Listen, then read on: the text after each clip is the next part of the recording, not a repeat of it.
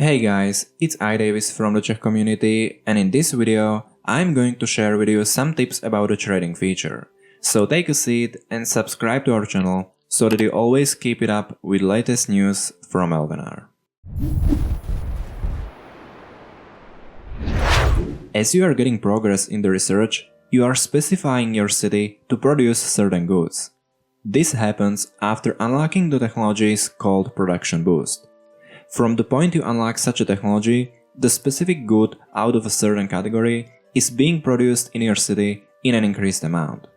For this reason, it is highly efficient for you if you keep having only those manufacturers in your city that are providing these boosted goods, as having different manufacturers than your boosted ones could mean wasting of space for you, since they produce much less goods and resources for the same time.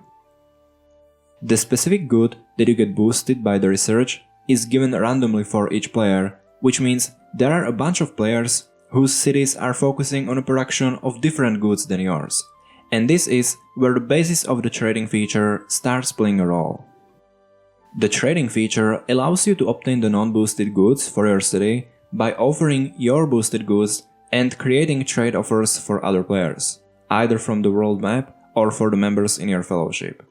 The range of players from the world map that you can trade with is only limited to those who you have already discovered.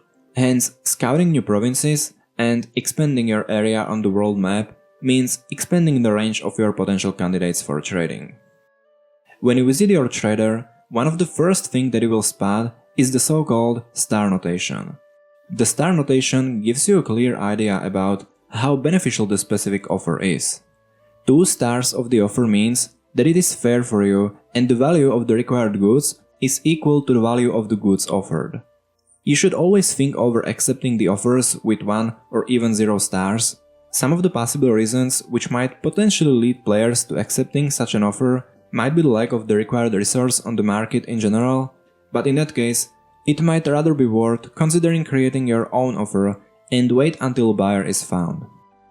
Star evaluation of the offer is something that you should keep in mind also when creating a new one. Creating an expensive offer for a buyer will most likely take a while until someone willing to accept is found, and that will result in your long wait for the resources to arrive. The other thing to keep in mind is that the offers in the trader are also ordered by how beneficial they are, beginning with the 3-star offers and ending with the 0-star offers, so this might also have an impact on how visible your offer will become. The other aspect to consider is the number and the size of the offers created.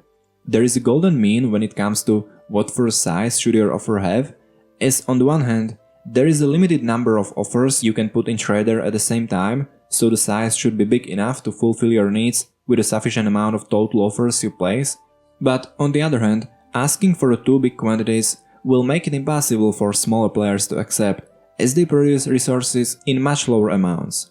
You should always think about what your potential audience is and adjust your offers so that other players, for example from your fellowship, based on their progress and development, are able to accept them. Now let's take a look at the cross-tier offers.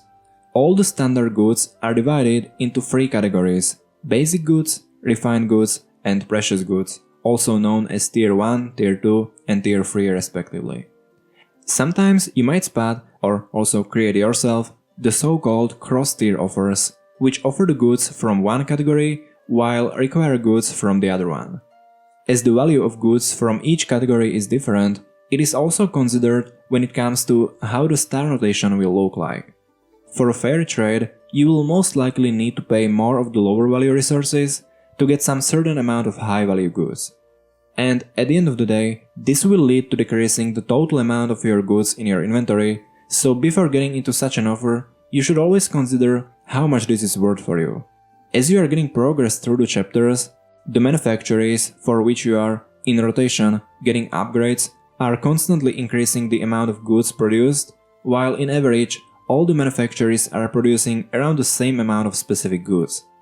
Hence, if there is not a big difference between the number of manufacturers placed in your city, you should also not have a big difference when it comes to your production. So, in an efficient city scenario, the production of all goods should be roughly the same. Accepting the cross-tier offers, requiring a higher amount that is actually provided, even though it is a fair star notation, will most likely be not necessary for you, so you can simply trade only with the resources within the same tier, without any losses. My usual way of obtaining non-boosted goods lies in creating a bunch of offers around 1 or 2 times per week, depending on the current needs, where I always try to balance the amount of my different goods. I am producing boosted goods, so obviously after a few days of production, the amount of these goods gets higher compared with the other ones. So I try to take some part of the boosted goods and obtain the other, missing resources for them in return, while I always create offers within one tier only. To conclude this series of tips for trading, the most beneficial way is to focus mainly on trading within your fellowship.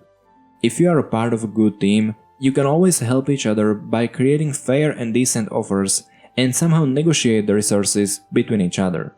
In case you are a smaller player, the more advanced members might help you with creating the free star offers for you, which are actually expensive for the players creating them, but since your production ranges in much lower values, the losses for the other players will be quite negligible, while for you will provide a huge support for the further progress.